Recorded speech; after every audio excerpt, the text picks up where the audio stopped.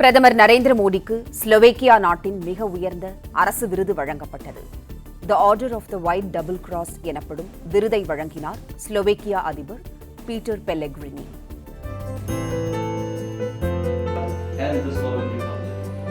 I hereby request Prime Minister mission from the hands of the President of the Slovak Republic.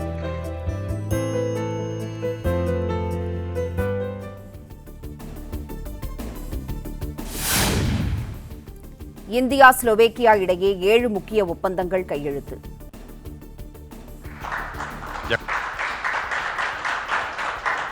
Her Excellency Madam Apurva Srivastava, Ambassador. பிரதமர் Modi Slovakia பிரதமர் Robert முன்னிலையில் ஒப்பந்தங்கள் கையெழுத்தாகின.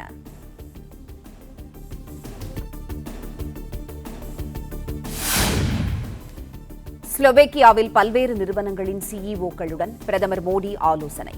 சொகுசு படகில் நடந்த ஆலோசனையின் போது இந்தியாவில் முதலீடு செய்ய வருமாறு அழைப்பு விடுக்கப்பட்டதாக தகவல்.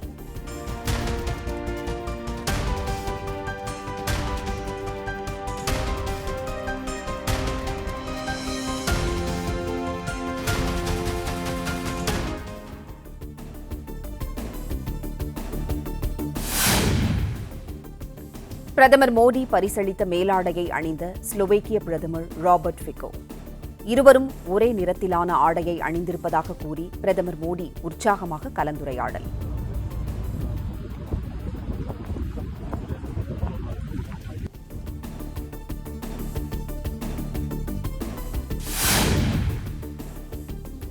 ஸ்லோவேக்கியாவில் அந்நாட்டு அதிபர் பீட்டர் பெல்லெக்ரினியுடன் பிரதமர் மோடி சந்திப்பு. அதிபர் மாளிகையில் நடந்த யோகா நிகழ்வையும் கண்டு ரசித்தார்.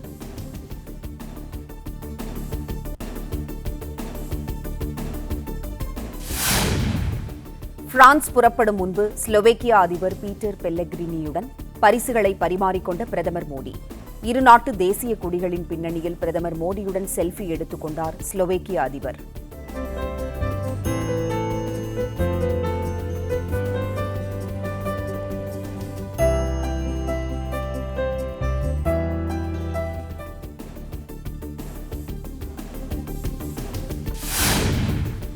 பிரான்ஸ் நாட்டின் ஏவியான் நகரில் நடைபெறும் G7 உச்சி மாநாட்டில் பங்கேற்கிறார் பிரதமர் நரேந்திர மோடி.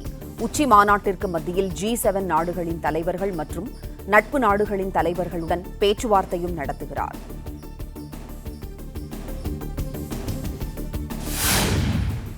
G7 உச்சி மாநாட்டில் கலந்து கொள்ள America, Italy, England, Canada, Japan, ஐரோப்பிய யூனியன் தலைவர்கள் வருகை. உச்சி மாநாடு நடைபெறும் ஏவியான் நகரில் மனைவியுடன் சேர்ந்து தலைவர்களை உற்சாகமாக வரவேற்றார் பிரான்ஸ் அதிபர் மேக்ரான்.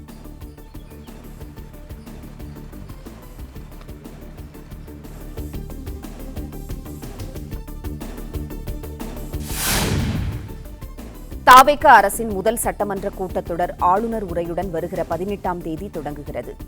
பட்ஜெட் தாக்கல் செய்யப்பட்டு விவாதமும் நடைபெறவுள்ள நிலையில் எம்எல்ஏக்களுக்கான பயிற்சி பட்டறை வகுப்புகளை இன்று தொடங்கி வைக்கிறார் முதலமைச்சர்.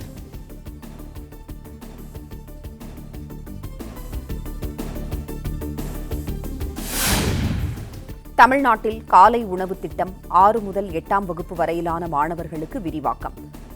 தந்தை பெரியாரின் செப்டம்பர் 17ஆம் தேதி முதல் விரிவாக்கம் செய்யப்பட உள்ளதாக முதலமைச்சர் விஜய் அறிவிப்பு.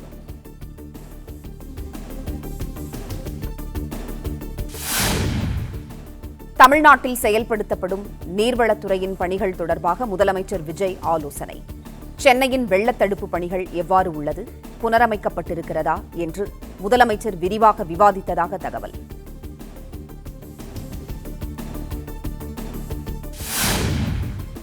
கீர்த்தி சக்ரா விருது பெற்ற ராணுவ வீரர் மீனாட்சி சுந்தரம் தனது குடும்பத்தினருடன் முதலமைச்சர் விஜயுடன் சந்திப்பு.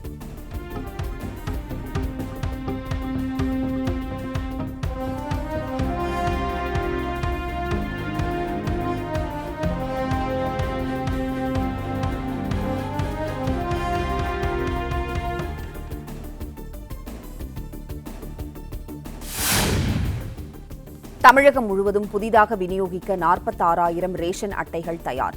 முதலமைச்சர் விஜய் விரைவில் விநியோகத்தை தொடங்கி வைப்பார் என்று உணவுப் பொருள் வழங்கல் துறை தகவல்.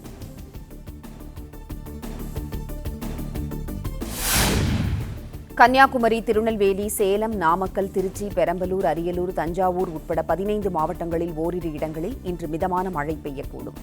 தேனி மாவட்டத்தில் பலத்த காற்றுடன் கனமழை பெய்யக்கூடும் என வானிலை மையம் அறிக்கை.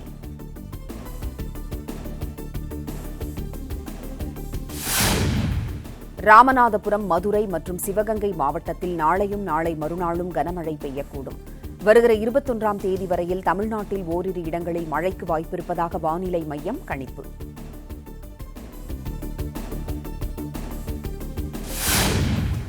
சென்னை பெருநகர் மற்றும் புறநகரில் இன்று பகல் நேர வெப்பநிலை 104 டிகிரி ஃபாரன்ஹீட்டாக பதிவாகக்கூடும். வானம் ஓரளவு மேகமூட்டத்துடன் காணப்பட்டாலும் வெயில் வாட்டும் என வானிலை மையம் தகவல்.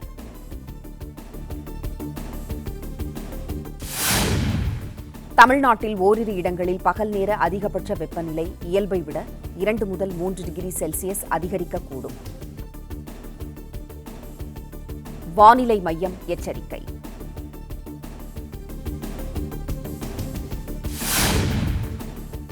தமிழக கடலோர பகுதிகள், மன்னார் வளைகுடா மற்றும் குமரிக்கடல் பகுதிகளில் மணிக்கு 40 கிலோமீட்டர் வேகத்தில் சூறைக்காற்று வீசக்கூடும். தெற்கு வங்கக்கடலின் அநேக பகுதிகளிலும் சூறைக்காற்று வீச வாய்ப்பிருப்பதாக வானிலை மையம் அறிக்கை.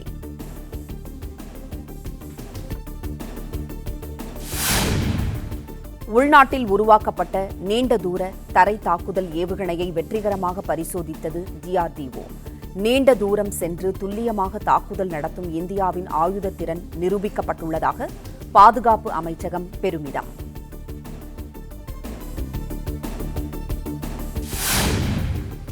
டெல்லியில் ராகுல் காந்தியுடன் தமிழக அமைச்சர் விஸ்வநாதன், ராஜேஷ்குமார் சந்திப்பு. பதவியேற்று 1 மாதம் ஆன நிலையில் இருவரையும் அழைத்து ராகுல் ஆலோசனை என தகவல்.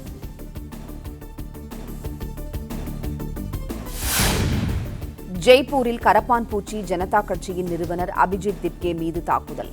ஆதரவாளர்கள் சூழ வந்தவரை பிடித்து இழுத்த ஒருவர் கன்னத்தில் பளார் என அறைவிட்டதால் பரபரப்பு.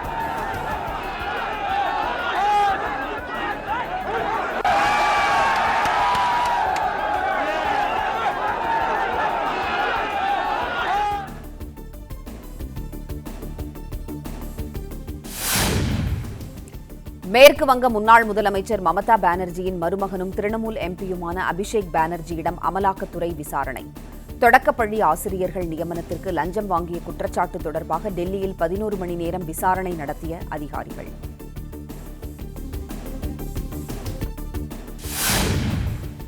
கட்சியின் சின்னத்தை தங்கள் கட்டுப்பாட்டிற்கு கொண்டு வருவோம் என திரிணாமுல் காங்கிரசின் அதிருப்தி எம்பிக்கள் அறிவிப்பு. தாங்கள் இன்னும் கட்சியின் ஒரு பகுதியாகவே இருப்பதாகவும் அதை சீரமைக்கவே முயல்வதாகவும் விளக்கம்.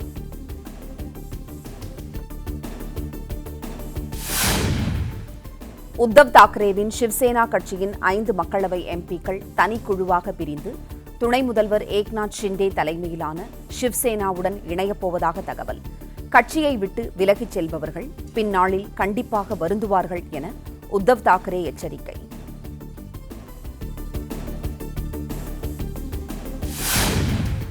தெலுங்கானா மாநிலத்தில் 12ஆம் வகுப்பு வரையிலான அரசு பள்ளி மாணவர்களுக்கான காலை உணவு திட்டம் நேற்று முதல் அமல். சிறுதானிய இட்லி, ராகி கூழ், பூரி மற்றும் பால் உள்ளிட்ட உணவுகள் வழங்கப்படுகின்றன.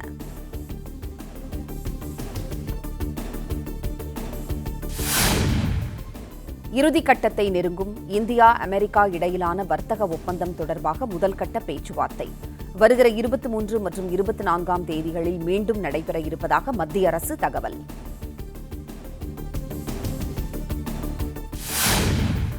அமெரிக்கா ஈரான் மோதல் போக்கு முடிவுக்கு வருவதை வரவேற்பதாக பிரதமர் நரேந்திர மோடி பதிவு. முக்கிய கடல்வழி பாதைகள் வழியாக வர்த்தகம் தடையின்றி நடைபெறுவது இனி உறுதி செய்யப்படும் என்று நம்பிக்கை.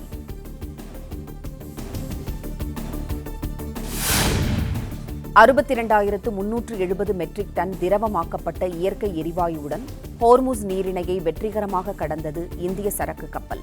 வருகிற 18ஆம் தேதி குஜராத்தின் தஹேஜ் துறைமுகத்தை வந்தடையும் என கப்பல் போக்குவரத்து அமைச்சகம் தகவல்.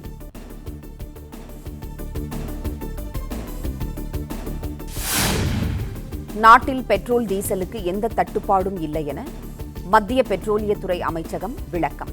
தனிநபர் ஒருவருக்கு அதிகபட்சமாக 200 லிட்டர் டீசல் மட்டுமே என்ற உச்சவரம்பு 90 நாட்களுக்கு செய்யப்பட்ட இடைக்கால ஏற்பாடு மட்டுமே என்றும் திட்டவட்டம்.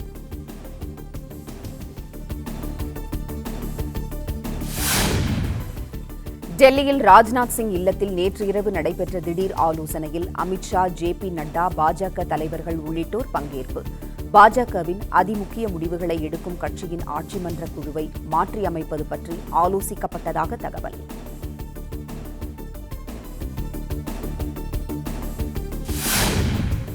ஆந்திராவில் தொழில் முதலீட்டை ஈர்க்க சிங்கப்பூரில் முதலமைச்சர் சந்திரபாபு நாயுடு சுற்றுப்பயணம். பல்வேறு தொழில் குழுமங்களின் உரிமையாளர்கள், தலைமை செயல் அதிகாரிகளுடன் பேச்சுவார்த்தை.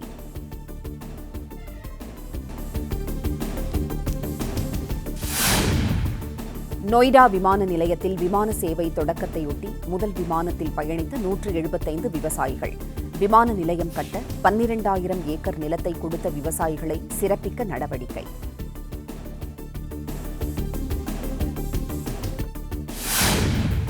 மணிப்பூரில் 2 குழுக்கள் இடையே நிகழ்ந்த துப்பாக்கிச் சூட்டில் காயமடைந்த 3 பேருக்கு மருத்துவமனையில் சிகிச்சை. மருத்துவமனை முன்பு திரண்டு ஆர்ப்பாட்டத்தில் ஈடுபட்டவர்களை கண்ணீர் புகை குண்டு வீசி விரட்டிய பாதுகாப்பு படை.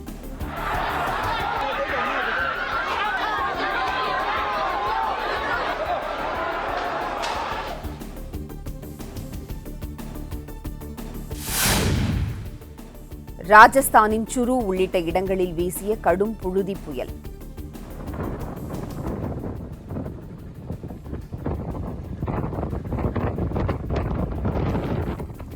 குடியிருப்புகள், சாலைகள் என எதுவுமே கண்ணுக்கு புலப்படாத நிலையில் மக்கள் அவதி.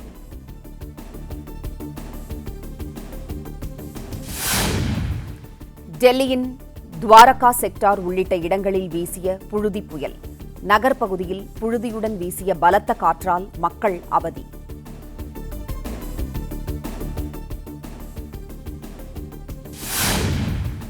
தமிழ்நாட்டில் மொத்தம் 56 காவல் அதிகாரிகள் பணியிட மாற்றம். சேலம், நாமக்கல், மதுரை, நெல்லை உள்ளிட்ட 17 மாவட்டங்களுக்கு புதிய காவல் கண்காணிப்பாளர்கள் நியமனம்.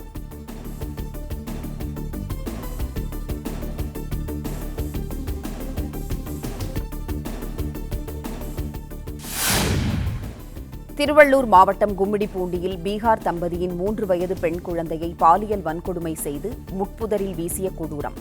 உடலில் காயங்களுடன் மீட்கப்பட்ட குழந்தை சிகிச்சை பலனின்றி உயிரிழப்பு.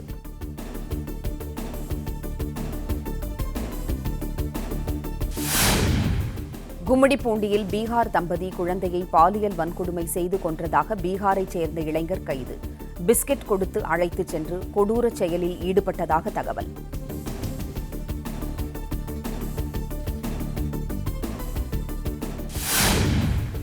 கும்மிடிப்பூண்டியில் பாலியல் வன்கொடுமை செய்து கொலை செய்யப்பட்ட 3 வயது குழந்தையின் பிரேத பரிசோதனை நிறைவு. பலத்த பாதுகாப்புடன் உடல் பெற்றோரான பீகார் தம்பதியினரிடம் ஒப்படைப்பு.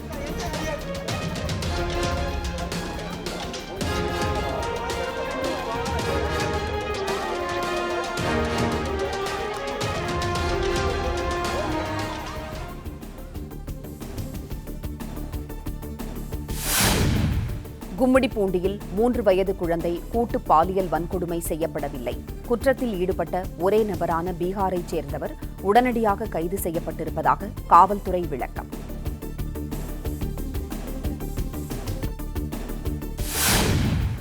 குற்றம் சாட்டப்பட்டவரும் பாதிக்கப்பட்ட சிறுமியும் பீகார் மாநிலத்தைச் சேர்ந்தவர்கள் என காவல்துறை விளக்கம்.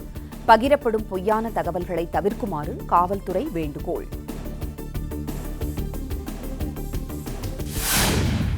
கும்மிடிப்பூண்டியில் 3 வயது பெண் குழந்தை பாலியல் வன்கொடுமை செய்யப்பட்ட இடத்தில் திருவள்ளூர் சப் கலெக்டர் அப்துல் ரசீக் ஆய்வு. குழந்தைக்கு நீதி கேட்டு பொதுமக்கள் தொடர் போராட்டம் நடத்திய நிலையில் ஆய்வு செய்தார்.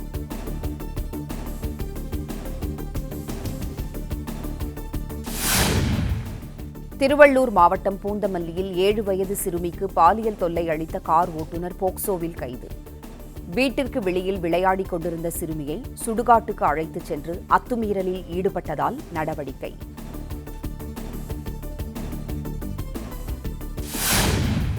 காஞ்சிபுரத்தில் வீட்டின் கட்டுமான பணிகளை பார்க்க வந்த உரிமையாளரின் 10 வயது மகளுக்கு பாலியல் தொல்லை.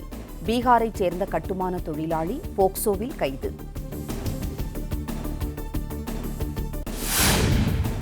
அதிமுக எம்எல்ஏக்கள் ராஜினாமாவால் காலியாக உள்ள 4 தொகுதிகளுக்கு இடைத்தேர்தல் அறிவிக்கக்கூடாது. தேர்தல் ஆணையத்திற்கு உத்தரவிடக் கோரி அதிமுக சார்பில் சென்னை உயர்நீதிமன்றத்தில் வழக்கு.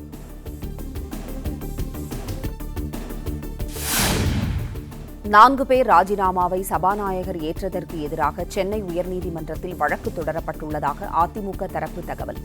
தகுதி நீக்க நடவடிக்கையில் முடிவு எட்டப்படும் வரை இடைத்தேர்தல் நடத்தக்கூடாது என்றும் உயர்நீதிமன்றத்தில் மனு.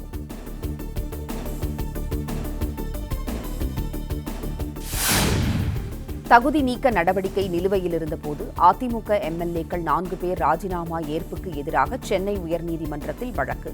சட்ட விதிகளுக்கு உட்பட்டு உரிய நேரத்தில் முடிவு எடுக்கப்படும் என சபாநாயகர் தரப்பு தகவல்.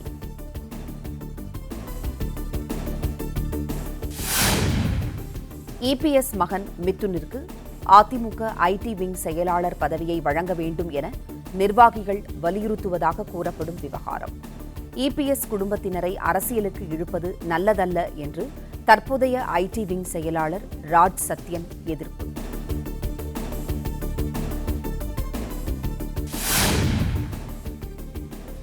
விவாகரத்து வழக்கில் வீடியோ கான்பரன்சிங் மூலம் ஆஜராக முதலமைச்சர் விஜய், சங்கீதா விடுத்த கோரிக்கையை நிராகரித்தது நீதிமன்றம். இமெயில் ஐடி உள்ளிட்ட விவரங்களை முறையாக தாக்கல் செய்ய உத்தரவு.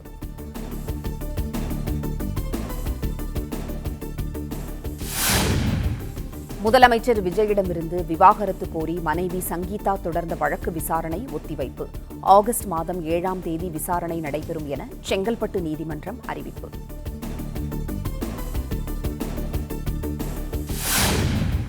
தமிழ்நாட்டில் மூடப்பட்ட 717 டாஸ்மாக் கடைகளின் விவரங்களை வெளியிட்டது தமிழக அரசு.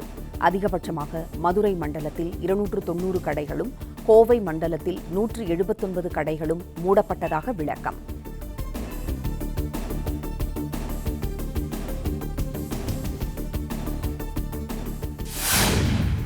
சென்னை எழும்பூரில் சோதனை முறையில் பயன்பாட்டிற்கு வந்தது காலி மது பாட்டில்களை திரும்பப் பெறுவதற்கான தானியங்கி இயந்திரம்.